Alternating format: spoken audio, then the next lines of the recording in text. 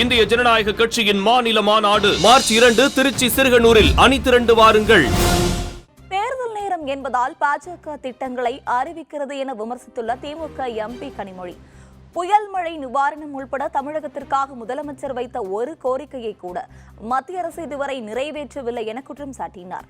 சென்னை விமான நிலையத்தில் செய்தியாளர்களிடம் பேசிய கனிமொழி, மத்திய அரசு தமிழகத்திற்கு என எந்த திட்டத்தையும் கொண்டு வரவில்லை எனவும், தற்போது தேர்தல் நெருங்கி வருவதால் சில திட்டங்களை அறிவித்துள்ளார்கள் என விமர்சித்தார்.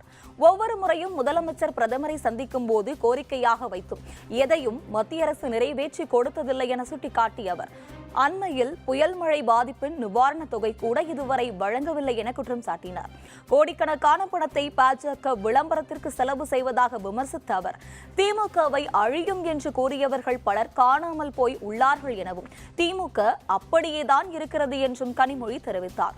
குலசேகரப்பட்டினம் திட்டம் கொண்டுவர பல்வேறு முயற்சிகளை திமுக அரசு தொடர்ந்து எடுத்ததால் தான் தற்போது ஏவுதளத்திற்கு அடிக்கல் நாட்டப்பட்டது என்றும், இது திமுக அரசின் முயற்சிக்கு கிடைத்த வெற்றி என கனிமொழி தெரிவித்தார். தேர்தல் வரக்கூடிய இந்த நேரத்தில் சில திட்டங்களை அறிவித்திருக்கிறார்கள். நாங்கள் தொடர்ந்து எத்தனையோ திட்டங்களை தமிழ்நாட்டுக்காக முதலமைச்சர் அவர்கள் ஒவ்வொரு முறையும் பிரதமரை சந்திக்கும் பொழுது கோரிக்கையாக வைக்கிறார்கள். ஆனால் எதையுமே வரைக்கும் நிறைவேற்றி கொடுத்ததில்லை.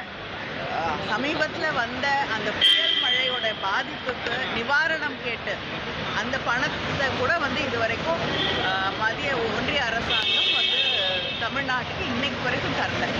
இதுதான் உண்மையான நிலை. அதனால எதையும் தமிழ்நாடு அரசு நல்ல திட்டங்கள் கொண்டு வரப்படும் போது எந்த காலத்திலும் தடுத்ததில்லை.